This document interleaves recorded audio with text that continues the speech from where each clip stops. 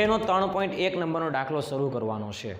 સ્વાધ્યાયનો 3.1 નંબરનો જે દાખલો છે એ આપણે આગળના લેક્ચરોમાં બેટરીનું કોષ એટલે કે કોષનું ઈએમએફ, આંતરિક અવરોધ અને ટર્મિનલ વોલ્ટેજ આપણે આ ત્રણ વિશેની વાત કરેલી। ઓકે, એ ત્રણે ત્રણના આપણને સૂત્ર ખબર છે અને એ સૂત્ર આધારિત આપણે દાખલો ગણવાનો છે। ખ્યાલ આવ્યો? સામાન્ય દાખલો છે કે રકમ આપણે ધ્યાનથી વાંચીએ પહેલાં કે કારની સંગ્રાહક બેટરી, મોટર કાર છે એની બેટરી છે, એ બેટરીનું ઈએમએફ 12 વોલ્ટ છે। તો આપણને ખબર પડે કે બેટરીનું ઈએમએફ છે ઈ બરાબર 12 વોલ્ટનું ઈએમએફ છે। ખ્યાલ આવ્યો આ વસ્તુમાં? ઓકે, અને બેટરીનો આંતરિક અવરોધ આપણે વાત કરેલી કે જે કોષ હોય વિદ્યુત કોષ, એ વિદ્યુત કોષમાં આંતરિક અવરોધ હોય તો એ વિદ્યુત કોષનો આંતરિક અવરોધ કે જેને સ્મોલ આર કહેવાય, આંતરિક અવરોધ આપેલો છે 0.4 ઓહમ। ઓકે, આંતરિક અવરોધ આટલો હોય તો બેટરીમાંથી કેટલો મહત્તમ પ્રવાહ ખેંચી શકાય? ખ્યાલ આવ્યો? આપણે વાત કરવાની છે પ્રવાહની, I બરાબર કેટલો મહત્તમ કેટલો પ્રવાહ ખેંચી શકાશે। ખ્યાલ આવ્યો? ઓકે, આપણી પાસે જ્યારે બેટરીમાંથી પ્રવાહ નીકળતો હોય ત્યારે પ્રવાહનું સૂત્ર હતું I બરાબર E upon R plus small R, આ સમીકરણ હતું। ઓકે, ચાલો, એમાં આપણે વાત કરેલી કે જો તમારે મહત્તમ પ્રવાહ જોતો હોય તો આ સૂત્રમાં ઈએમએફ નો બદલી શકાય, આર નો બદલી શકાય, બાહ્ય જે અવરોધ આર છે એ બદલી શકાય। ખ્યાલ આવ્યો? બાહ્ય અવરોધનું મૂલ્ય એવું સેટ કરીએ કે જેથી અવરોધ મેક્સિમમ થાય।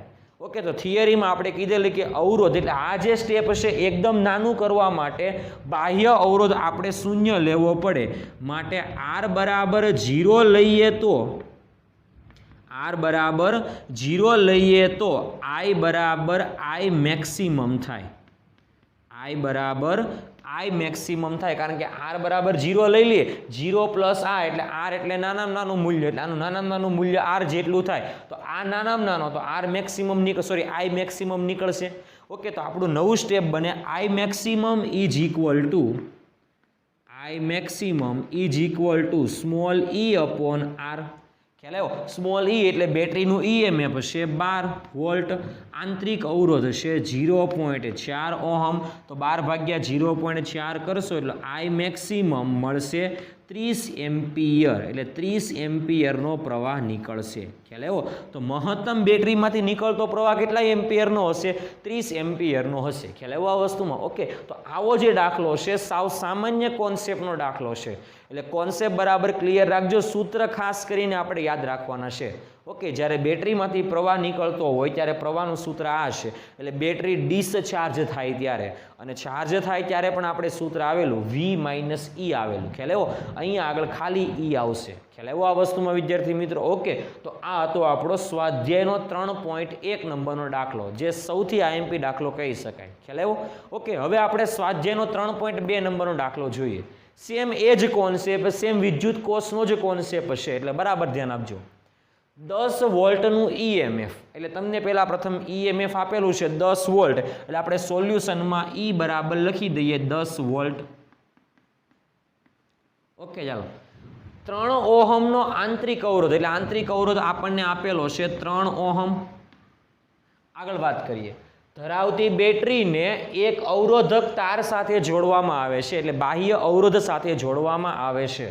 અવરોધક તાર એટલે બાહ્ય અવરોધ, એટલે એક અવરોધક સાથે જોડવામાં આવે છે।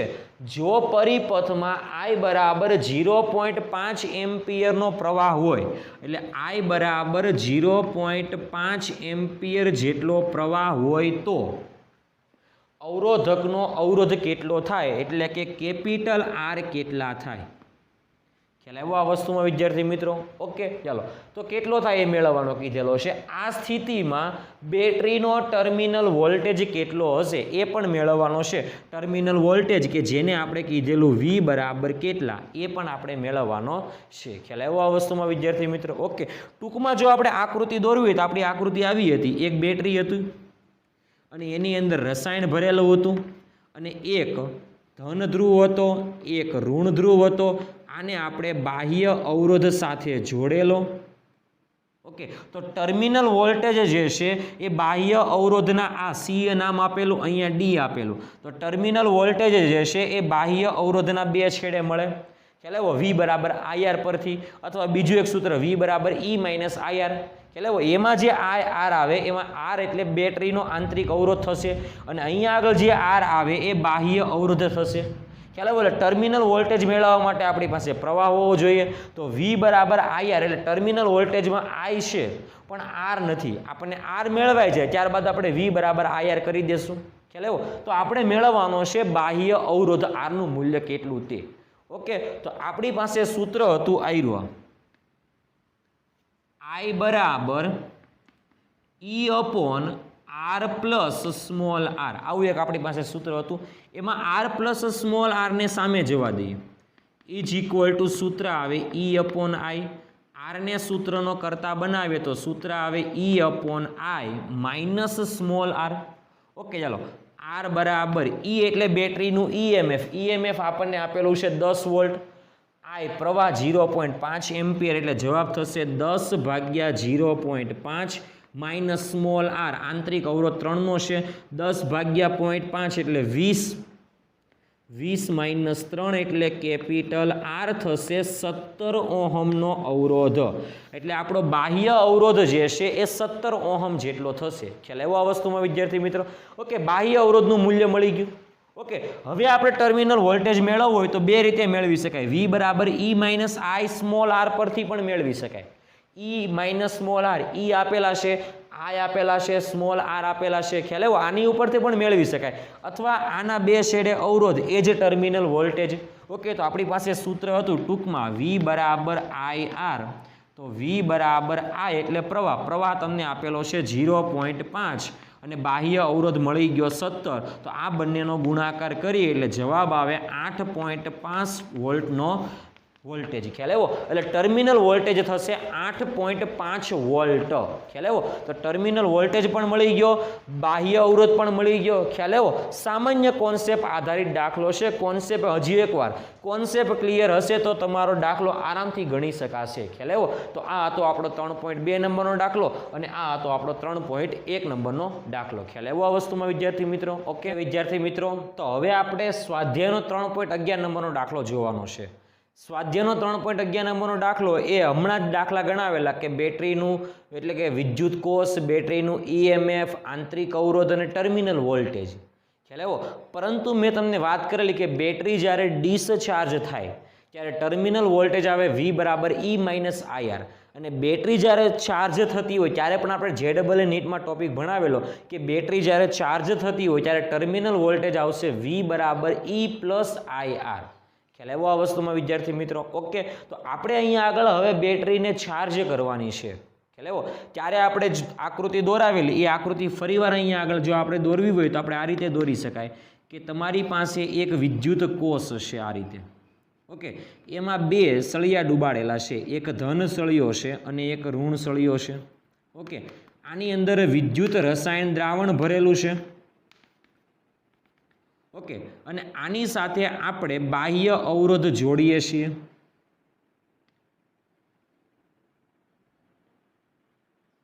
ઓકે, આર બેટરીની અંદર જે આંતરિક અવરોધ જે છે એને સ્મોલ આર કહીએ. ઓકે, અહીંયા આગળ આપણે બાહ્ય બેટરી જોડીએ છીએ. ક્યારે? જ્યારે તમારે કોષને ચાર્જ કરવો હોય ત્યારે. કોષ ડિસ્ચાર્જ થાય, આપણે વાત કરેલી કે આ છેડો P અને આ છેડો N અને અહીંયા આગળ બિંદુ લખેલું C અને અહીંયા આગળ લખેલું D. ખ્યાલ આવ્યો. જ્યારે કોષ ડિસ્ચાર્જ થાય ત્યારે પ્રવાહ જે છે આ દિશામાં નીકળતો હોય ત્યારે આપણે વાત કરેલી બહાર તરફ P થી N તરફ અને અંદર તરફ N થી P તરફ. પરંતુ કોષ ચાર્જ કરતી વખતે આપણે કીધેલું કે અહીંયા આગળ કોઈ પણ જગ્યાએ આપણે ડીસી વોલ્ટેજ સપ્લાય જોડવાનો. અહીંયા આગળ પ્લસ જોડીએ, અહીંયા આગળ માઇનસ જોડીએ. પ્લસ સાથે પ્લસ, માઇનસ સાથે માઇનસ. ખ્યાલ આવ્યો. તો એમાંથી જે ડીસી વોલ્ટેજમાંથી એટલે કે ડીસી બેટરી જે છે એ બેટરીમાંથી પ્રવાહ નીકળશે તો એ પ્રવાહ આ દિશામાં નીકળશે. ખ્યાલ આવ્યો આ વસ્તુમાં વિદ્યાર્થી મિત્રો. એટલે અંદર P થી N તરફ અને બહાર N થી P તરફ. ખ્યાલ આવ્યો. એટલે જો પ્રવાહ આ દિશામાં વહેતો હોય તો તમારે એવું માનવાનું કે અત્યારે બેટરી ચાર્જ થઈ રહી છે, અને જો પ્રવાહ આમ વહેતો હોય તો તમારે એવું માનવાનું કે બેટરી ડિસ્ચાર્જ થાય છે. અત્યારે આપણે બેટરીની ચાર્જિંગની પ્રક્રિયા ભણવાની છે, એટલે વિદ્યુત ભારિત ભણવાનું છે આપણે. ખ્યાલ આવ્યો. તો આપણે પહેલા રકમ જોઈએ. 8 વોલ્ટનું ઈએમએફ આપણને જે રકમમાં જે વસ્તુ આપેલી છે એ વસ્તુ પહેલાં આપણે નોટ ડાઉન કરતા જઈએ કે 8 વોલ્ટનું EMF. તો અહીંયા આગળ તમને બેટરીનું EMF આપેલું છે E બરાબર 8 વોલ્ટ. ઓકે, 8 વોલ્ટનું EMF અને 0.5 ઓહમનો આંતરિક અવરોધ. તમને આંતરિક અવરોધ આપેલો છે સ્મોલ r બરાબર 0.5 ઓહમનો. ખ્યાલ આવ્યો? હવે અવરોધ ધરાવતા સંગ્રાહક બેટરીને 120 વોલ્ટ વાળા DC સપ્લાયથી 15.5 અવરોધ એટલે કે 15.5 ઓહમ અવરોધ મારફતે વિદ્યુત ભારિત કરવામાં આવે છે. એટલે બાહ્ય અવરોધ જે રાખીએ એનું મૂલ્ય રાખવાનું છે 15.5. તો R બરાબર કહી શકાય 15.5 ઓહમનું. ખ્યાલ આવ્યો આ વસ્તુમાં? ઓકે, બીજી વસ્તુ તમને બાહ્ય જે બેટરી આપેલી છે એ બેટરીનો વોલ્ટેજ જે છે એ 120 વોલ્ટનો છે. એટલે આપણે કહી શકાય કે બેટરીનો વોલ્ટેજ V બરાબર 120 વોલ્ટ. ખ્યાલ આવ્યો આ વસ્તુમાં? ઓકે, ચાલો હવે આપણને કીધેલું છે કે આ મારફતે વિદ્યુત ભારિત કરવામાં આવે એટલે ચાર્જિંગ કરવામાં આવે ત્યારે વિદ્યુત ભારણની પ્રક્રિયા દરમિયાન બેટરીમાંથી પસાર થતો પ્રવાહ કેટલો? વિદ્યુત ભારણની પ્રક્રિયા એટલે કે ચાર્જિંગ વખતે પ્રવાહનું સૂત્ર આપણે આવેલું કે ચાર્જિંગ દરમિયાન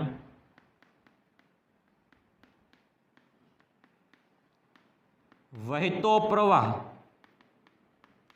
કે જેનું આપણી પાસે સૂત્ર હતું I બરાબર V minus E upon R plus small r. આવું એક સૂત્ર આપણે એક્સ્ટ્રા સાબિત કરેલું અને JEE નીટમાં કીધેલું કે આ સૂત્ર યાદ રાખવાનું છે કે જે જરૂર પડશે. ઓકે, એ સૂત્ર છે V minus E upon R plus R. તો I બરાબર V એટલે 120 વોલ્ટનો જે સપ્લાય જોડેલો છે DC સપ્લાય V વોલ્ટનો એ છે. ઓકે, E એટલે બેટરીનું EMF છે 8 વોલ્ટનું અપોન બાહ્ય અવરોધ જે છે એ 15.5 આપેલો છે પ્લસ આંતરિક અવરોધ જે છે એ આંતરિક અવરોધનું મૂલ્ય 0.5 આપેલું છે. 120 માંથી 8 બાદ કરશો તો 112 થશે.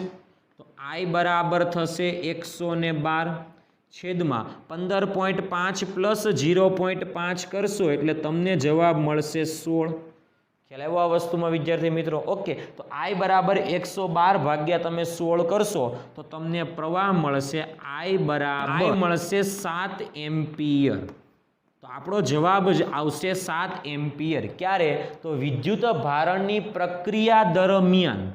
એટલે જે પ્રક્રિયા શરૂ થયેલી હોય, ચાર્જિંગની પ્રક્રિયા શરૂ હોય તે દરમિયાન બેટરીમાંથી પસાર થતો પ્રવાહ કેટલો હશે?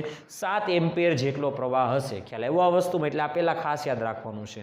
આગળ પ્રશ્ન પૂછેલો છે કે વિદ્યુત ભારણ માટેના પરિપથમાં શ્રેણી અવરોધ રાખવાનો હેતુ શું છે?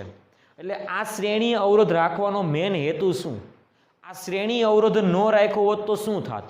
અને શ્રેણી અવરોધ ન રાખીએ અને ડાયરેક્ટ આપણે જો આ કોષ આ બેટરીને ચાર્જ કરીએ, વિદ્યુત કોષને ચાર્જ કરીએ તો શું થાય તે આપણે જોઈએ. ઓકે, બાહ્ય અવરોધ ન રાખીએ તો શું થાય? તો બાહ્ય અવરોધ ન રાખીએ તો R બરાબર 0 લઈએ. ઓકે, આપણને જે બીજો પ્રશ્ન પૂછેલો છે એના વિશેની જો આપણે વાત કરવી હોય તો આપણે કહી શકાય કે બાહ્ય અવરોધ, ધારો કે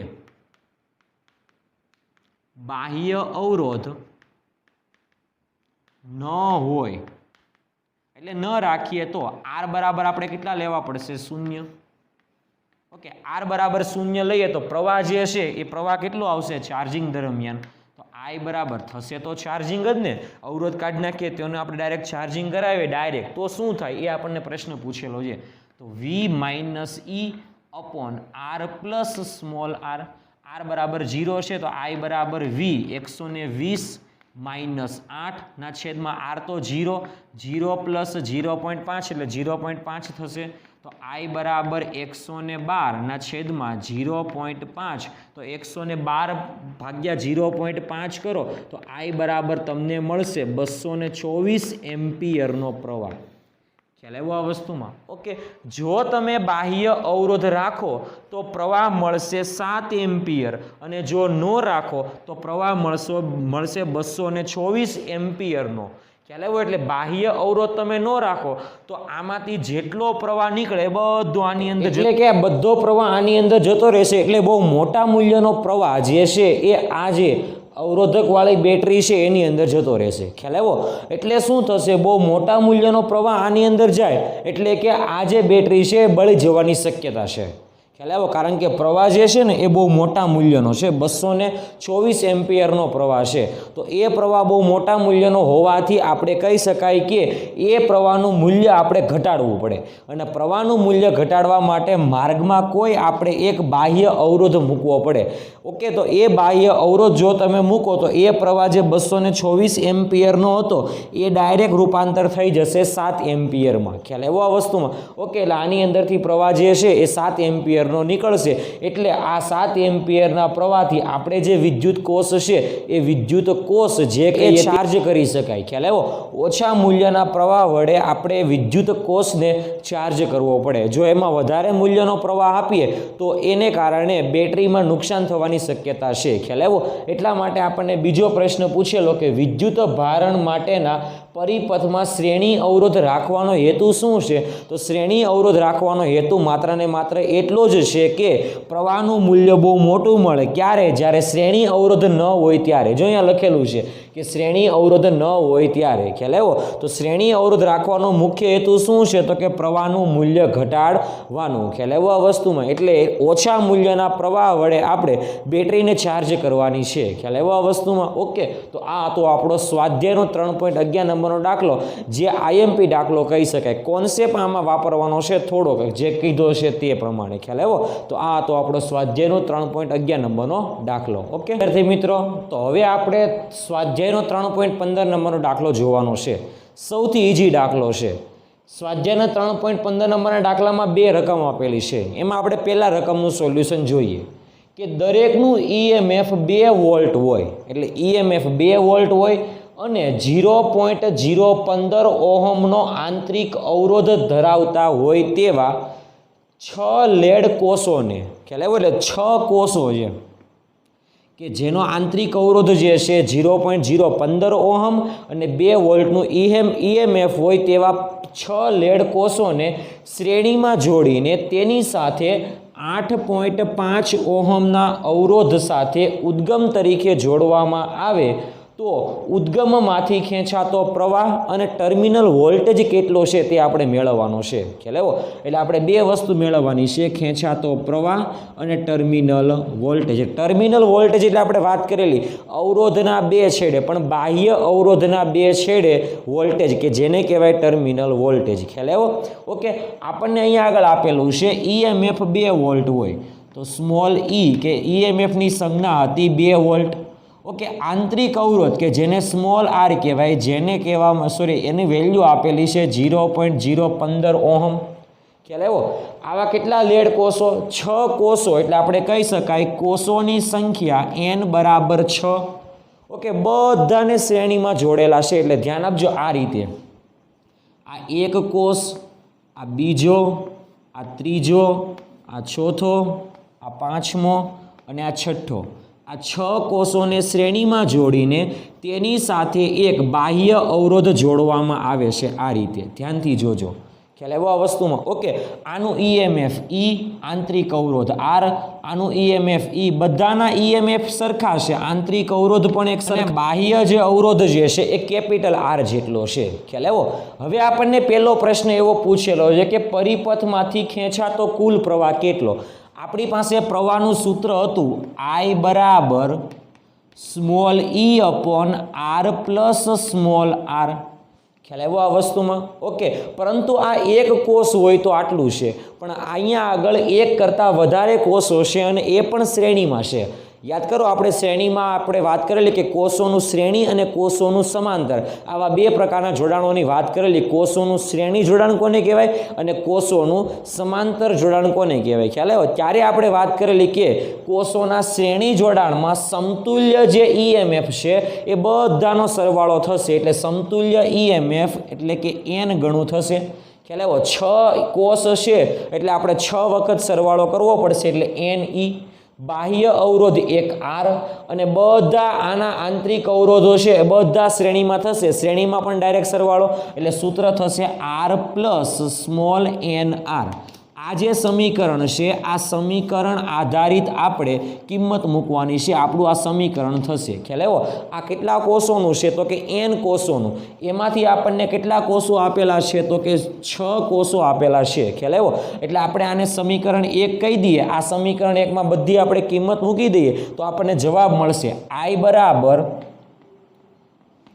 n એટલે કેટલા છે 6, એક કોષનું EMF કેટલું છે 2, તો 6 ગુણ્યા 2 અપોન આર, બાહ્ય અવરોધનું મૂલ્ય તમને આપેલું છે 8.5 plus small n into R, n એટલે 6, સ્મોલ આર એટલે કેટલા છે 0.015, તો આપણે કહી શકાય 6 ગુણ્યા 0.015. ખ્યાલ આવ્યો આ વસ્તુમાં વિદ્યાર્થી મિત્રો? ઓકે, આની ખાલી ગણતરી કરવાની છે. 6 ગુણ્યા 2 આની ગણતરી કરશો, 6 ગુણ્યા 2 એટલે 12 થશે. 8.5 ના બેઠા 8.5, અહીંયા આગળ 6 ગુણ્યા 0.015 હતા, એનો ગુણાકાર કરશો તો તમને જવાબ મળશે 0.09. ઓકે, 8.5 પ્લસ 0.09 કરશો એટલે 8.59 મળશે. 12 ભાગ્યા 8.59 કરશો તો તમને જવાબ મળશે 1.3969, એને નિયરલી ઇક્વલ ટુ આપણે લખી શકાય 1.40. ખ્યાલ આવ્યો આ વસ્તુમાં? ઓકે, એટલે આપણો પહેલો પ્રશ્ન હતો એમાંથી આપણને એવું પૂછેલું કે ઉદ્ગમમાંથી ખેંચાતો પ્રવાહ કેટલો, તો કે કેટલો આવશે તો કે 1.40 એમ્પિયરનો પ્રવાહ આવશે. ખ્યાલ આવ્યો આ વસ્તુમાં વિદ્યાર્થી મિત્રો? ઓકે, શ્રેણીમાં છે એટલે બધામાં એક સરખો જ પ્રવાહ નીકળશે I જેટલો. આપણે વાત કરીએ કે બધામાંથી એક સરખો I જેટલો પ્રવાહ નીકળે અને એ પ્રવાહ આ અવરોધમાં જાય. ખ્યાલ આવ્યો? અવરોધમાં I જેટલો પ્રવાહ જાય, અવરોધનું મૂલ્ય R છે, તો I અને R નો ગુણાકાર કરો તો આપણને અવરોધના બે છેડે વોલ્ટેજ મળે કે જેને કહેવાય ટર્મિનલ વોલ્ટેજ. આપણને એ પણ પ્રશ્ન પૂછેલો છે ટર્મિનલ વોલ્ટેજ કેટલો. ટર્મિનલ વોલ્ટેજ એટલે આ બાહ્ય અવરોધ જે છે એ બાહ્ય અવરોધના બે છેડે વોલ્ટેજ કેટલો તે.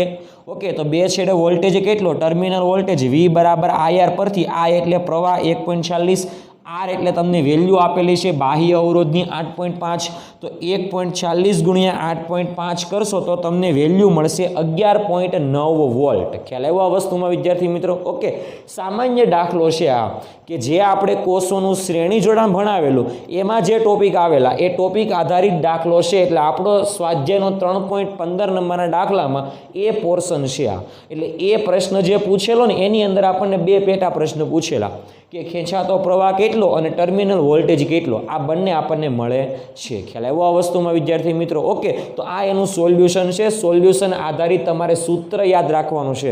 આપણે સૂત્ર યાદ રખાવેલું એક કોષ માટે હોય તો શ્રેણીમાં હોય તો પછી આપણને આવડે, શ્રેણીમાં હોય તો NE/R plus small n into R થશે. ખ્યાલ આવ્યો આ વસ્તુમાં? આ સૂત્ર ખાસ યાદ રાખજો, આ સૂત્ર આવડી જશે એટલે પ્રવાહ મળશે, પ્રવાહ આધારિત આપણને ટર્મિનલ વોલ્ટેજ મળશે V બરાબર IR કરતી. R એટલે શું છે તો કે બાહ્ય અવરોધ છે. ખ્યાલ આવ્યો આ વસ્તુમાં વિદ્યાર્થી મિત્રો? ઓકે, તો આ તો આપણો એ પ્રશ્ન. હવે આપણને બી પ્રશ્ન આપેલો છે. જુઓ તો બી પ્રશ્ન જુઓ શું કીધેલું છે કે એક લાંબા વપરાશ બાદ એક વિદ્યુત કોષ છે કે જે લાંબા વપરાશ બાદ EMF એનું 1.9 વોલ્ટનું થાય છે. એટલે EMF આપેલું છે તમને E બરાબર 1.9 વોલ્ટનું EMF આપેલું છે આપણને. ખ્યાલ આવ્યો? અને આંતરિક અવરોધ 380 ઓહમનો આપેલો છે, એટલે સ્મોલ r બરાબર 380 ઓહમનો આંતરિક અવરોધ આપેલો છે. ઓકે, ચાલો તો આપણને પ્રશ્ન પૂછેલો છે કે આ કોષમાંથી કેટલો મહત્તમ પ્રવાહ ખેંચી શકાય. ખ્યાલ આવ્યો? આપણે આ લેક્ચરમાં આગળ પહેલો જ દાખલો આવેલો એમાં આપણે હતું કોષમાંથી મહત્તમ ખેંચાતો પ્રવાહ કેટલો, તો પ્રવાહનું સૂત્ર આવે કોષમાંથી I બરાબર E/R પ્લસ સ્મોલ r. ખ્યાલ આવ્યો? હવે આ સમીકરણમાં મહત્તમ પ્રવાહ મેળવવા માટે આપણે કીધેલું કે જે બાહ્ય અવરોધ જે છે એ બદલી શકાય, કારણ કે EMF અને આંતરિક અવરોધ તો બદલી નહીં શકાય. ઓકે, તો બાહ્ય અવરોધ બદલી શકાય. જો આ મેક્સિમમ જોતો હોય તો આ મિનિમમ જોઈએ. આ મિનિમમ એટલે આપણે કીધેલું કે R બરાબર 0 લઈએ તો કોષમાંથી ખેંચાતો પ્રવાહ આઈ is equal two I maximum થાય, ખ્યાલ આવ્યો? આર બરાબર 0 લઈએ તો આમાં કિંમત મૂકો તો આઈ બરાબર આઈ મેક્સિમમ, તો I maximum is equal to small e upon small r થશે, કારણ કે આર બરાબર તો કેવા થઈ ગયા 0. ઓકે, ચાલો આઈ મેક્સિમમની વેલ્યુ બોલો. I maximum is equal to small e આપણને આપેલા છે 1.9 ના છેદમાં આર આપણને આપેલા છે 380, તો 1.9 ભાગ્યા 380 કરીએ એટલે આપણને જવાબ મળશે આઈ મેક્સિમમ, એટલે કે આ કોષમાંથી ખેંચી શકાતો મેક્સિમમ પ્રવાહ મળશે 0.005 એમ્પિયર. ખ્યાલ આવ્યો આ વસ્તુમાં વિદ્યાર્થી મિત્રો? ઓકે, તો આ જે પ્રવાહ છે 0.005 એમ્પિયર, આ પ્રવાહ તો બહુ નાનો પ્રવાહ કહેવાશે, ખ્યાલ આવ્યો? પણ એના આ કોષ માટે મેક્સિમમ પ્રવાહ થશે, પણ આપણી દ્રષ્ટિએ આ પ્રવાહ જે છે એ ખૂબ જ નાનો થશે, ખ્યાલ આવ્યો? પરંતુ આપણને પ્રશ્ન એવો પૂછેલો છે કે આ કોષમાંથી કેટલો મહત્તમ પ્રવાહ ખેંચી શકાય, એટલે કેટલો મહત્તમ પ્રવાહ નીકળશે, તો કેટલો મહત્તમ પ્રવાહ નીકળશે? 0.005 એમ્પિયરનો મહત્તમ પ્રવાહ નીકળશે. ખ્યાલ આવ્યો આ વસ્તુમાં? ઓકે, આપણને એમાં ને એમાં બીજો પ્રશ્ન પૂછેલો છે, શું આ કોષ મોટર કારને શરૂ કરી શકશે? ખ્યાલ આવ્યો? મોટર કારને જો તમારે શરૂ કરવી હોય તો તમારે આના કરતાં વધારે એમ્પિયરના ક્રમનો પ્રવાહ જોઈએ. ખ્યાલ આવ્યો? મોટર કાર માટે સામાન્ય રીતે 100 એમ્પિયરના ક્રમનો પ્રવાહ હોય તો જ મોટર કાર શરૂ થશે. ઓકે, તો અહીંયા આગળ જે કોષ છે એ કોષમાંથી તો 0.005 એમ્પિયરનો પ્રવાહ નીકળશે. ખ્યાલ આવ્યો? અને આપણે મોટર કારમાં જરૂરી છે 100 એમ્પિયરના પ્રવાહની, એટલા માટે આ વાપરી શકાશે નહીં. ખ્યાલ આવ્યો? એટલે અહીંયા આગળ લખી શકાય, શું આ કોષ મોટર કારને શરૂ કરી શકશે? તો કે ના. કારણ શું? અહીં ના, કારણ કે શરૂ કરી શકશે નહીં, કારણ કે મોટર કારને શરૂ કરવા માટે 100 એમ્પિયરનો પ્રવાહ જરૂરી છે, અને અહીંયા આગળ તો બહુ ઓછા ક્રમનો પ્રવાહ ઉત્પન્ન થાય છે, માટે આટલા પ્રવાહથી મોટર કાર શરૂ થઈ શકશે નહીં. ખ્યાલ આવ્યો આ વસ્તુમાં વિદ્યાર્થી મિત્રો? ઓકે, તો આ પણ ઇઝી કોન્સેપ્ટનો દાખલો છે. આગળનો જે દાખલો હતો 3.15માં એ પોર્શનમાં એ પણ સાવ ઇઝી દાખલો છે. ખ્યાલ આવ્યો આ વસ્તુમાં? ઓકે, તો આ હતું આપણું સ્વાધ્યાયનો 3.15 નંબરના દાખલામાં 2 પ્રશ્ન હતા તે. ખ્યાલ આવ્યો આ વસ્તુમાં વિદ્યાર્થી મિત્રો? તો હવે આપણે ઉદાહરણ નંબર 3.5 જોવાનું છે. ઉદાહરણ નંબર 3.5માં તમને જો સાદી સર્કિટ આપેલી છે, ખ્યાલ આવ્યો આ વસ્તુમાં? ઓકે, અને એમાં 16 વોલ્ટનું EMF એટલે બેટરી છે, અને એનો 1 ઓહમ આંતરિક અવરોધ છે. આટલી જેટલી જગ્યા છે ને અહીંયા આગળ આટલું, ઓકે, એમાં તમને ધ્યાનથી જુઓ એક બોક્સ આપેલો છે, બોક્સની અંદર અવરોધ છે. ઓકે, તો એ અવરોધ જે છે ને એ આંતરિક અવરોધ છે. કોનો? તો કે બેટરીનો આંતરિક અવરોધ છે. આ યાદ રાખવાનું છે આપણે. ઓકે, તો 16 વોલ્ટની બેટરી છે એટલે એનું EMF 16 વોલ્ટ છે, 1 ઓહમનો આંતરિક અવરોધ છે. ખ્યાલ આવ્યો? અને અહીંયા આગળ તમને ઘણા બધા અવરોધો, બાહ્ય અવરોધો આપેલા છે. ખ્યાલ આવ્યો? આપણને પહેલો પ્રશ્ન એવો પૂછેલો છે કે આકૃતિમાં નેટવર્કનો સમતુલ્ય અવરોધ મેળવો. ખ્યાલ આવ્યો? આપણે સમતુલ્ય અવરોધ મેળવવાનો છે. ઓકે, આકૃતિ જોઈને તમને તરત ખબર પડશે કે આ બંને અવરોધો સમાંતરમાં છે, એનો એક બનાવી નાખો, આનો એક બનાવો, અને આ બંને સમાંતરમાં છે એનો એક બનાવી નાખો. ખ્યાલ આવ્યો? તો આપણને સમતુલ્ય અવરોધ મળી જશે, છેલ્લે શ્રેણીમાં આવશે. ખ્યાલ આવ્યો? આ બે સમાંતરમાં છે, એનો સમતુલ્ય અવરોધ આપણે R' કહીએ. આ જે અવરોધ જે છે એ, અને આનો સમતુલ્ય અને આનો સમતુલ્ય, એટલે 3 કેમાં આવશે? શ્રેણીમાં આવશે. ખ્યાલ આવ્યો આ વસ્તુમાં? એટલે એની પહેલાં આપણે આ બંનેનો સમતુલ્ય અને આ બંનેનો સમતુલ્ય મેળવવો પડશે. ખ્યાલ આવ્યો? એટલે આપણે ડાયરેક્ટ સ્ટેપ લખીએ છીએ સમતુલ્ય અવરોધ, એટલે નેટવર્કનો બરાબર. હવે ધ્યાનથી જોજો, અહીંયા આગળ બંને અવરોધો સમાંતરમાં છે, તો સમાંતરમાં 2 અવરોધો છે, તો આપણે સમતુલ્ય અવરોધનું સૂત્ર આવું લખતા હતા, ઉપર બંનેનો ગુણાકાર અને નીચે બંને અવરોધોના મૂલ્યોનો સરવાળો. ઓકે, એટલે આ બંને અવરોધ જે છે એનું સમતુલ્ય અવરોધ મળી ગયો આપણને. ઓકે, એની સાથે આ અવરોધ શ્રેણીમાં થશે. ખ્યાલ આવ્યો? એટલે આ બંનેનું જે સમતુલ્ય મળે એની સાથે આ શ્રેણીમાં થાય, એટલે શ્રેણીમાં જે છે અવરોધ એનું મૂલ્ય છે 1 ઓહમ. ખ્યાલ આવ્યો? હવે સેમ આ રીતે આ બંને અવરોધો જે છે એ સમાંતરમાં છે, એનું સમતુલ્ય આપણે લખવું હોય તો 2 અવરોધોનું સમતુલ્ય ઉપર બંનેનો ગુણાકાર, નીચે બંનેનો સરવાળો થશે. ખ્યાલ આવ્યો? તો આનો આપણે વહીવટ કરી નાખીએ તો આ જે છે આના ટોટલ થશે 16/8 એટલે 2 પ્લસ આ જે છે 1 પ્લસ આ જે સમતુલ્ય છે 12 × 72 72/18 એટલે 18 × 72 એટલે 4 થશે. ખ્યાલ આવ્યો? તો આનો જે સમતુલ્ય અવરોધ જે છે એ ટોટલ થશે 7 ઓહમ જેટલો. ખ્યાલ આવ્યો? એટલે આપણને એટલી તો ખબર પડી ગઈ કે સમતુલ્ય અવરોધ જે છે એ સમતુલ્ય અવરોધ આખી સર્કિટ જે છે એમાં સમતુલ્ય અવરોધ આપણને મળે છે 7 ઓહમનો. ખ્યાલ આવ્યો આ વસ્તુમાં વિદ્યાર્થી મિત્રો? ઓકે, ચાલો તો આપણને પહેલો પ્રશ્ન પૂછેલો કે નેટવર્કનો સમતુલ્ય અવરોધ કેટલો? તો નેટવર્કનો સમતુલ્ય અવરોધ થશે 7 ઓહમ જેટલો. ખ્યાલ આવ્યો આ વસ્તુમાં? ઓકે, આપણને હવે બીજો પ્રશ્ન એ પૂછેલો છે કે દરેક અવરોધમાંથી વહેતો પ્રવાહ કેટલો? ખ્યાલ આવ્યો? બેટરીમાંથી કેટલો પ્રવાહ બહાર નીકળશે અને આ બેટરીમાંથી નીકળેલો પ્રવાહ દરેક અવરોધમાંથી કેટલો જશે? ખ્યાલ આવ્યો? આપણે વાત કરેલી કે અવરોધો જો શ્રેણીમાં હોય તો અવરોધોમાંથી પ્રવાહ એક સમાન જાય, પરંતુ અવરોધો જો સમાંતરમાં હોય તો પ્રવાહ એક સમાન જશે નહીં. ખ્યાલ આવ્યો? એટલા માટે આપણે એની ગણતરી કરવી પડશે. ખ્યાલ આવ્યો આ વસ્તુમાં? ઓકે, ચાલો, અવરોધો સમાંતરમાં હોય તો પ્રવાહ એક સમાન જશે નહીં અને અવરોધો જો શ્રેણીમાં હોય તો પ્રવાહ એક સમાન જશે. પહેલાં આપણે એક કામ કરવાનું કે અહીંયા આગળ બાહ્ય અવરોધ જે છે, બેટરી છે, વિદ્યુત કોષ છે, આંતરિક અવરોધ છે. તો પહેલું કામ આપણે એ કરવાનું કે પરિપથ જે છે એ પરિપથમાં બેટરી જે છે એ બેટરીમાંથી બહાર નીકળતો પ્રવાહ, એટલે આપણે એવું કહી શકાય કે બેટરી દ્વારા પૂરો પડાતો પ્રવાહ, બેટરી દ્વારા પૂરો પડાતો પ્રવાહ, પ્રવાહ જે છે એનું સૂત્ર હતું I બરાબર E/R પ્લસ સ્મોલ r જેટલું. ખ્યાલ આવ્યો આ વસ્તુમાં? ઓકે, ચાલો, R એટલે સમતુલ્ય અવરોધ. સમતુલ્ય અવરોધ આપણને મળેલો છે 7 ઓહમ. ઓકે, સ્મોલ r બેટરીનો આંતરિક અવરોધ જે આપેલો છે એ 1 ઓહમ આપેલો છે અને 16 વોલ્ટનું EMF આપેલું છે. તો આપણે ડાયરેક્ટ કિંમત મૂકવાની છે આમાં કે અહીંયા આગળ ડાયરેક્ટ કિંમત મૂકશું. E બરાબર 16/R જે છે એ 7 પ્લસ સ્મોલ r જે છે એ 1, તો 7 ને 1 8, તો 16/8 એટલે ટોટલ પ્રવાહ I બરાબર થશે 2 એમ્પિયર જેટલો. ખ્યાલ આવ્યો? એટલે એવું કહી શકાય કે બેટરીમાંથી બહાર નીકળતો પ્રવાહ એટલે બેટરી દ્વારા પૂરો પાડવામાં આવતો પ્રવાહ 2 એમ્પિયરનો છે. ખ્યાલ આવ્યો આ વસ્તુમાં? હવે ખાસ ધ્યાન આપજો, આપણને પ્રશ્ન એ પૂછેલો છે કે દરેક અવરોધમાંથી કેટલો પ્રવાહ નીકળે તે. ઓકે, એટલે હવે ખાસ ધ્યાન આપજો કે આમાંથી આપણે કહીએ કે I જેટલો પ્રવાહ બહાર નીકળે.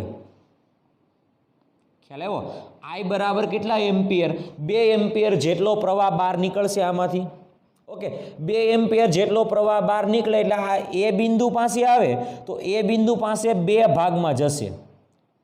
ખ્યાલ આવ્યો આ વસ્તુમાં? એક પ્રવાહ અવરોધ નીચેના અવરોધમાં જશે અને બીજો એક પ્રવાહ ઉપરના અવરોધમાં જશે. એટલે અહીંયા આગળ આવીને અહીંયા આગળ આવીને પ્રવાહના 2 ભાગ થશે.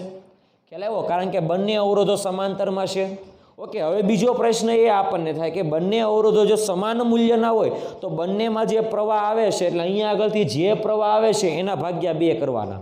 ક્યારે? અવરોધો બંનેના મૂલ્ય સમાન હોય અને 2 અવરોધ હોય તો 2 ભાગ કરવાના, 3 અવરોધ હોય તો 3 ભાગ કરવાના. અહીંયા આગળ આપણી પાસે 2 અવરોધો છે અને બંને અવરોધો સમાંતરમાં છે.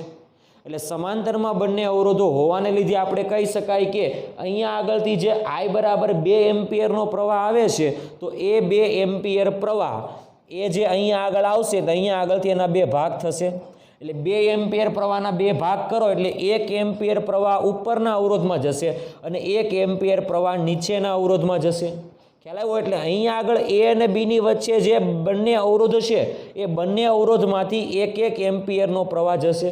એટલે આપણે કહી શકાય કે આમાં માની લો I1 જેટલો પ્રવાહ જાય, I1 જેટલો, તો આમાં I2 જેટલો પ્રવાહ જાય. તો આ અવરોધમાંથી I1 જેટલો પ્રવાહ, નીચેના અવરોધમાંથી I2 જેટલો પ્રવાહ, બંને પ્રવાહ એક સમાન છે. માટે કહી શકાય કે A અને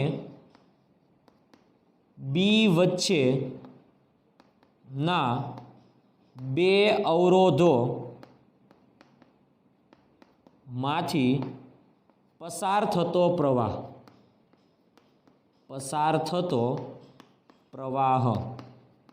ઓકે, એ અને બીની વચ્ચે બે અવરોધ છે, આ R1 કહીએ અને R2 કહીએ. ઓકે, તો એકમાં જશે I1, બીજામાં જશે I2, બંને એક સમાન જશે.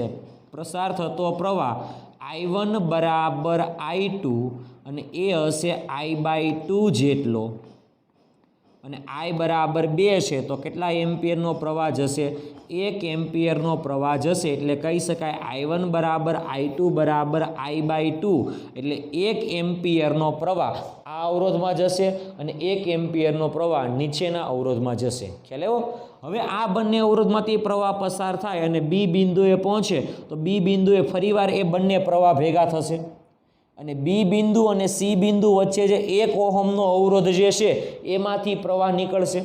ઓકે, એમાંથી કેટલો પ્રવાહ નીકળશે? અહીંયાથી આવે છે 1, અહીંયાથી આવે છે 1, બંને પાછા 1 ને 1 ટોટલ 2, તો 2 એમ્પિયર જેટલો પ્રવાહ 1 ઓહમના અવરોધમાંથી નીકળશે. એટલે આપણે આગળનો મુદ્દો એવો લખી શકાય કે બી અને સી વચ્ચેના અવરોધમાંથી પસાર થતો પ્રવાહ કે જેને આપણે I3 કહી દઈએ અથવા I કહી દઈએ, કેટલા હશે? તો કે 2 એમ્પિયર છે. ખ્યાલ આવ્યો આ વસ્તુમાં? કારણ કે ઉપરથી 1 એમ્પિયર અને નીચેથી 1 એમ્પિયર, બંને અવરોધમાંથી 1 એમ્પિયર પ્રવાહ આવે, આમાંથી ટોટલ 2 એમ્પિયરનો પ્રવાહ જાય. ખ્યાલ આવ્યો? હવે ફરીવાર 2 એમ્પિયરનો જે પ્રવાહ છે એ 2 એમ્પિયરનો પ્રવાહના ફરીવાર ભાગ થશે. ખ્યાલ આવ્યો? અહીંયા આગળ અવરોધના મૂલ્ય સરખા નથી. અહીંયા આગળ હતા એટલે આપણે કીધેલું કે 1 એમ્પિયરનો પ્રવાહ 2 એમ્પિયરનો પ્રવાહ આવ્યો, એના 2 ભાગ કર્યા એટલે બંનેમાં 1 એમ્પિયર ગયો. પરંતુ અહીંયા આગળ અવરોધો સમાન નથી. ઉપર અવરોધ વધારે છે, નીચે અવરોધ કેવો છે? ઓછો છે. એટલે બંનેમાં પ્રવાહ એક સરખો જશે નહીં. ખ્યાલ આવ્યો આ વસ્તુમાં? ઓકે, તો આપણે શું કહી શકાય? ધ્યાનથી જોજો અહીંયા આગળ કે અહીંયા આગળ આપણે કહી શકાય કે I જેટલો પ્રવાહ આવે છે. ઓકે, તો આ 12 ઓહમના અવરોધમાં આપણે કહીએ I3 જેટલો પ્રવાહ જાય અને 6 ઓહમમાં આપણે કહીએ I3 જેટલો પ્રવાહ જાય. તો આપણે આવું કહી શકાય કે સી અને ડી વચ્ચેના બિંદુ માટે બિંદુએ, ખ્યાલ આવ્યો? સી અને ડી વચ્ચેના બિંદુએ આપણે વાત કરીએ તો I બરાબર જે છે એના 2 ભાગ પડે છે, I3 પ્લસ I4, આવા 2 ભાગ પડે છે.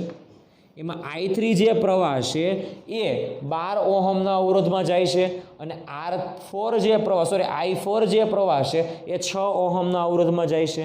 ખ્યાલ આવ્યો આ વસ્તુમાં? ઓકે, ચાલો, આ બંને અવરોધો સમાંતરમાં છે. ખ્યાલ આવ્યો? એટલે બંને અવરોધોના બંને છેડે વોલ્ટેજ એક સમાન હશે.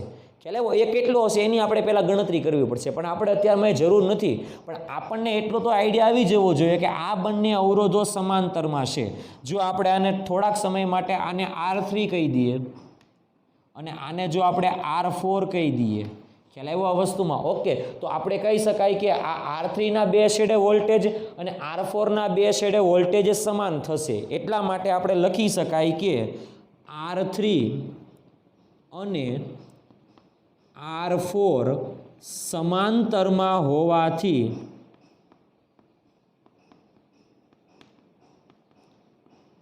બંને છેડે, એટલે બંને છેડે વોલ્ટેજ એક સમાન હશે. ઓકે, વોલ્ટેજનું સૂત્ર ઓહમના નિયમ પ્રમાણે V બરાબર IR થશે. તો આમાં પ્રવાહ I3, અવરોધ R3, તો આપણે કહી શકાય કે બંનેના વોલ્ટેજ સમાન છે. એટલે આપણે આવું લખી શકાય I3 R3 is equal two I4 R4 લખી શકાશે. ખ્યાલ આવ્યો આ વસ્તુમાં? Okay, I3 R3 is equal two I4 R4. હવે આપણી પાસે I3 અને R3ની વેલ્યુ છે. R3 જે છે એ કેટલા છે? 12 ohm is equal two I4 અને R4 જે છે એની વેલ્યુ આપણને આપેલી છે 6 ઓહમ.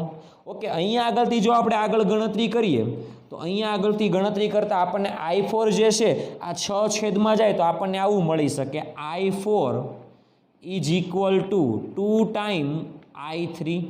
આટલો તો ખ્યાલ આવી ગયો ને કે I4 ઇઝ ઇક્વલ ટુ, કારણ કે આ 6 નીચે જાય તો 12/6 એટલે 2 થાય, તો 2I3 is equal two I4. હવે આ જે I4 ની કિંમત હશે એની કિંમત આપણે આમાં મૂકી દઈએ તો I બરાબર આપણે એટલું તો કહી શકાય કે I3 પ્લસ I4 છે ત્યાં 2I3 મૂકી દઈએ. ઓકે, તો 2I3 પ્લસ I3 એટલે 3I3. ઓકે, તો I બરાબર થશે 3I3. તો આપણે I3 મેળવવાનું છે તો I3 બરાબર થશે I/3. ખ્યાલ આવ્યો? તો આપણને I આપેલા છે, I તમને આપેલા છે 2, તો અહીંયા આગળ આવશે 2/3. તો 2/3 કરો તો ગણતરી આધારિત તમને જવાબ મળશે. 2/3 કરો તો તમને વેલ્યુ મળશે 0.66. એટલે નિયરલી ઇક્વલ ટુ આપણે લખી શકાય 0.67 એમ્પિયર. આ તમને મળશે I3. ખ્યાલ આવ્યો આ વસ્તુમાં વિદ્યાર્થી મિત્રો? ઓકે, એટલે આપણને I3 એટલે આ 12 ઓહમના અવરોધમાંથી કેટલો પ્રવાહ નીકળશે? 0.67. આપણે કીધેલું જ્યાં અવરોધ વધારે ત્યાં પ્રવાહ ઓછો, ને જ્યાં અવરોધ ઓછો ત્યાં પ્રવાહ વધારે. ખ્યાલ આવ્યો આ વસ્તુમાં? ઓકે, હવે આપણે I4 મેળવવાનો છે. સોરી, અહીંયા આગળ આપણે લખી દઈએ I4. આપણે મેળવવાનો છે હવે I4. તો જો આપણે I4 બરાબર આ સમીકરણમાં મૂકીએ તો પણ આપણને મળી શકશે કે I4 બરાબર 2 ગુણ્યા I3. I3 એટલે 0.67 છે. ખ્યાલ આવ્યો? તો આની વેલ્યુ કરીએ I4 બરાબર આની વેલ્યુ કરવામાં આવે તો આની વેલ્યુ મળે 1.33 એમ્પિયર. ખ્યાલ આવ્યો? એટલે I4 મળશે 1.33. અહીંયાથી કરો તો પણ એ, અથવા તમને ટોટલ પ્રવાહ છે 2, અહીંયા આગળથી 2 એમ્પિયરનો પ્રવાહ આવે છે તો આમાં 0.67 જાય તો વધે કેટલો? તો કે 1.33. 1.33 ડાયરેક્ટ પણ ખબર પડી જશે. ખ્યાલ આવ્યો આ વસ્તુમાં? ઓકે, તો આ રીતે આપણે દરેક અવરોધમાંથી નીકળતો પ્રવાહ આપણે મેળવી શકાય છે. ખ્યાલ આવ્યો આ વસ્તુમાં? ઓકે, તો આ જે કોન્સેપ્ટ હતો એ કોન્સેપ્ટ સાવ ઇઝી કોન્સેપ્ટ છે, પરંતુ યાદ રાખવાનું છે કે આમાંથી જે પ્રવાહ નીકળે અહીં આવીને 2 ભાગ થશે, પાછા આમાં જશે, 2 ભેગા થશે, એટલે અહીંયા આગળથી જે પ્રવાહ નીકળતો હતો એ જ પ્રવાહની અંદરથી નીકળશે. એટલે 1 ઓહમના અવરોધમાંથી 2 એમ્પિયરનો પ્રવાહ, આ બંને અવરોધમાંથી 1 એમ્પિયરનો પ્રવાહ, અને આ બંને અવરોધમાં ઉપરના અવરોધમાંથી 0.67 એમ્પિયરનો પ્રવાહ અને નીચેના અવરોધમાંથી 1.33 એમ્પિયરનો પ્રવાહ નીકળશે. ખ્યાલ આવ્યો આ વસ્તુમાં વિદ્યાર્થી મિત્રો?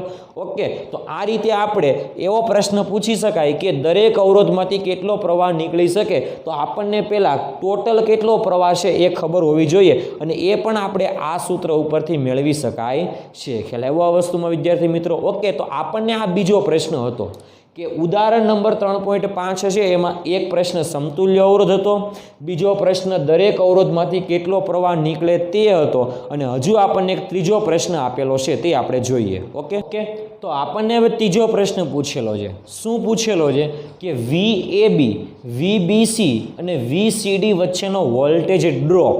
વોલ્ટેજ ડ્રોપ એટલે ટર્મિનલ વોલ્ટેજ એટલે વિદ્યુત સ્થિતિમાનનો તફાવત.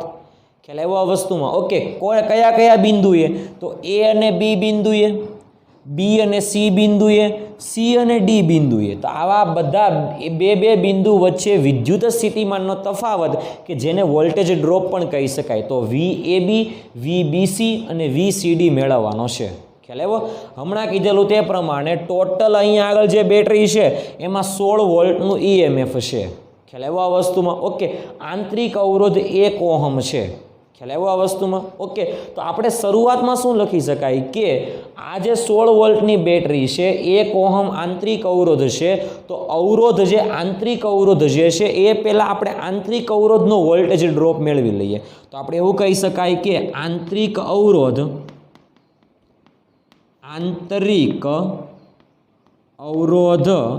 સ્મોલ r નો વોલ્ટેજ ડ્રોપ એટલે વિદ્યુત સ્થિતિમાનનો તફાવત. ખ્યાલ આવ્યો આ વસ્તુમાં? ઓકે, બેટરીની અંદર રસાયણ હોવાને કારણે બેટરીની અંદરના 2 ધ્રુવો વચ્ચે વિદ્યુત સ્થિતિમાનનો તફાવત, તો વોલ્ટેજ ડ્રોપ આવશે એને આપણે કહી દઈએ V ડેશ બરાબર I. પ્રવાહ તો આમાંથી I જેટલો નીકળશે ને ફરતો આમાંથી I જેટલો પ્રવાહ દાખલ થશે. ઓકે, તો I ઇન્ટુ સ્મોલ r થશે. તો V ડેશ I બરાબર આપણને ખબર છે કે 2 એમ્પિયરનો પ્રવાહ હતો અને આંતરિક અવરોધનું મૂલ્ય આપેલું છે 1, તો V ડેશ બરાબર થશે 2 વોલ્ટ. ખ્યાલ આવ્યો? તો અવરોધને લીધે, આંતરિક અવરોધને લીધે અંદર બેટરીની અંદર બંને છેડે સ્થિતિમાન થશે 2 વોલ્ટ. ખ્યાલ આવ્યો આ વસ્તુમાં? ઓકે, તો આપણે આવું બોલી શકાય કે બેટરીની બહાર એક આ એ બિંદુ છે અને એક આ ડી બિંદુ છે. તો એ બંને બિંદુએ વિદ્યુત સ્થિતિમાનનો તફાવત ટોટલ કેટલો હશે? 16 વોલ્ટની બેટરી. અંદર આંતરિક અવરોધને કારણે અંદરના બે બિંદુએ વોલ્ટેજ થશે 2 વોલ્ટ. તો આપણને એટલો આઈડિયા આવી જવો જોઈએ કે એ અને ડી બિંદુ વચ્ચે વિદ્યુત સ્થિતિમાનનો તફાવત 14 વોલ્ટનો થશે. ખ્યાલ આવ્યો આ વસ્તુમાં? કેમ? તો કે 16 વોલ્ટની બેટરી, આંતરિક અવરોધના બે છેડે વોલ્ટેજ 2 વોલ્ટ. ખ્યાલ આવ્યો આ વસ્તુમાં? તો વધે કેટલો? 16 - 2 એટલે 14 વોલ્ટ થશે. તો આપણે કહી શકાય કે અહીં એ અને ડી બિંદુ વચ્ચે વોલ્ટેજ ડ્રોપ થશે 14 વોલ્ટનો. ખ્યાલ આવ્યો? તો આપણે સૌપ્રથમ આ વાક્ય લખવું જરૂરી છે કે અહીં પરિપથના એ અને ડી, પહેલું બિંદુ એ, છેલ્લું બિંદુ ડી, તો પરિપથના એ અને ડી બિંદુ વચ્ચે કુલ voltage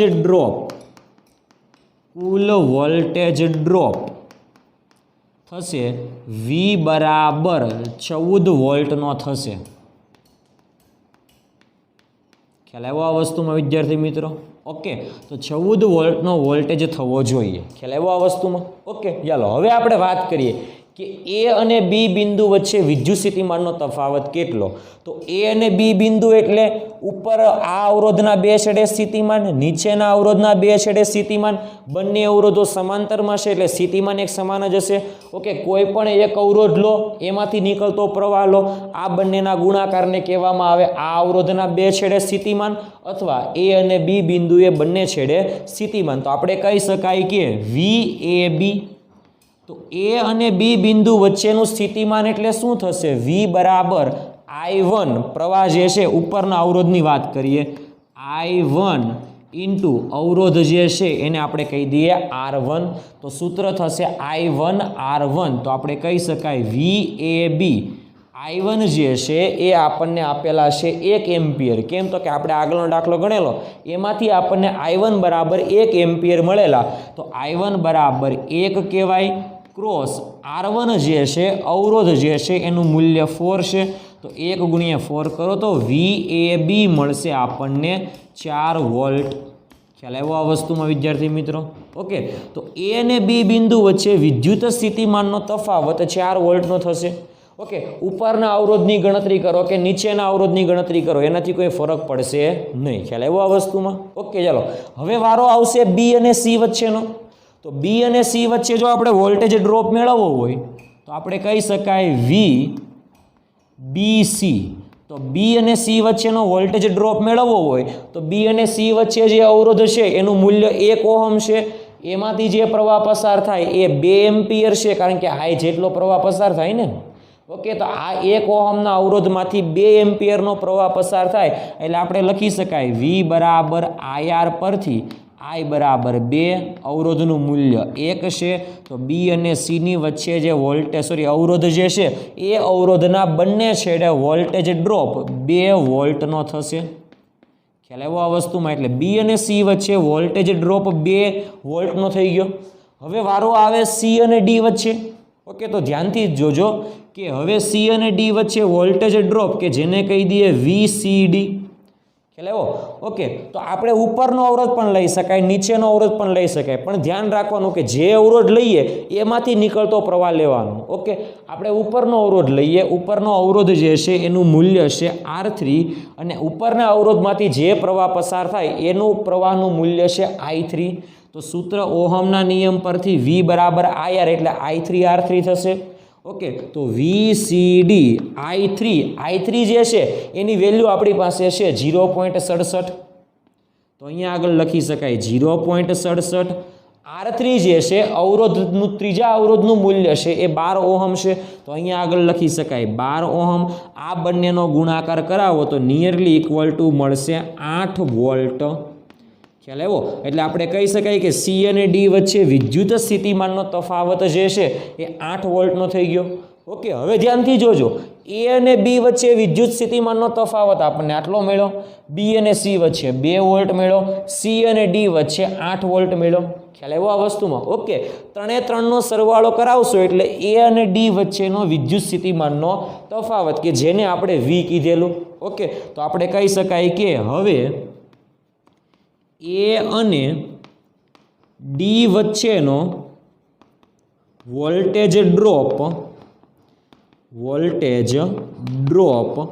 V is equal to V A B, શ્રેણી છે બધા એટલે શ્રેણીમાં ડાયરેક્ટ સરવાળો થશે, V A B plus V B C plus V C D. Okay, V A બીની વેલ્યુ છે, વી બી સીની વેલ્યુ છે, વી સી ડીની વેલ્યુ છે, તો ત્રણેયનો સરવાળો કરાવીએ તો અહીંયા આગળ થશે 4 પ્લસ 2 પ્લસ 8. તો ટોટલ જે વોલ્ટેજ મળશે એ ટોટલ વોલ્ટેજ મળશે 14 વોલ્ટનો. ખ્યાલ આવ્યો આ વસ્તુમાં વિદ્યાર્થી મિત્રો? ઓકે, કયા બે બિંદુ વચ્ચે? તો ખાસ જોજો એ અને ડી બિંદુ વચ્ચે. તો એ અને ડી બિંદુ વચ્ચે વોલ્ટેજ ડ્રોપ જે છે એ 14 વોલ્ટનો થશે. ખ્યાલ આવ્યો? જે આપણને પહેલેથી ખબર હતી કે અહીં પરિપથમાં એ અને ડી બિંદુ વચ્ચેનો કુલ વોલ્ટેજ ડ્રોપ 14 વોલ્ટનો થશે. બેટરીનું ઈએમએફ જે છે એ 16 વોલ્ટનું છે, પરંતુ આંતરિક અવરોધ જે છે એ આંતરિક અવરોધને લીધે 2 વોલ્ટનો વોલ્ટેજ આંતરિક અવરોધના બે છેડે થશે. એટલે 2 વોલ્ટ આ અને 14 વોલ્ટ આ બંનેનો સરવાળો કરાવો એટલે 16 વોલ્ટ જેટલું થવું જોઈએ. ખ્યાલ આવ્યો આ વસ્તુમાં વિદ્યાર્થી મિત્રો? એટલે પહેલાં આ મુદ્દો ખાસ ધ્યાન આપજો કે એ બીના બે છેડે વોલ્ટેજ, બીસીના બે છેડે વોલ્ટેજ, સી અને ડીના બે છેડે વોલ્ટેજનો તમે સરવાળો કરશો તો ડાયરેક્ટ 16 વોલ્ટ નહીં મળે. ખ્યાલ આવ્યો? કેટલો મળશે? 14 વોલ્ટ મળશે. પરંતુ તમે ધ્યાનથી જોજો કે બેટરીના આંતરિક અવરોધને કારણે વોલ્ટેજ ડ્રોપ છે એ 2 વોલ્ટનો છે. એટલે ત્યાર પછી તમે બેનો સરવાળો કરશો તો આપણને 16 વોલ્ટ જે આપણને જવાબ મળી જશે. ખ્યાલ આવ્યો આ વસ્તુમાં વિદ્યાર્થી મિત્રો? ઓકે, તો આ તો આપણો ત્રીજો પ્રશ્ન. એમાં ખાલી પ્રશ્ન એટલો જ હતો કે એ અને બી બિંદુએ સ્થિતિમાન એટલે વોલ્ટેજ ડ્રોપ, બી અને સી બિંદુનો વોલ્ટેજ ડ્રોપ અને સી અને ડી બિંદુ વચ્ચે વોલ્ટેજ ડ્રોપ કેટલો છે એ આપણે ખાલી મેળવવાનો હતો. ખ્યાલ આવ્યો આ વસ્તુમાં વિદ્યાર્થી મિત્રો? ઓકે, તો આ હતું આપણું ઉદાહરણ નંબર 3.5 કે જે સૌથી મોસ્ટ આઈએમપી ઉદાહરણ કહી શકાય છે. ખ્યાલ આવ્યો આ વસ્તુમાં? ઓકે.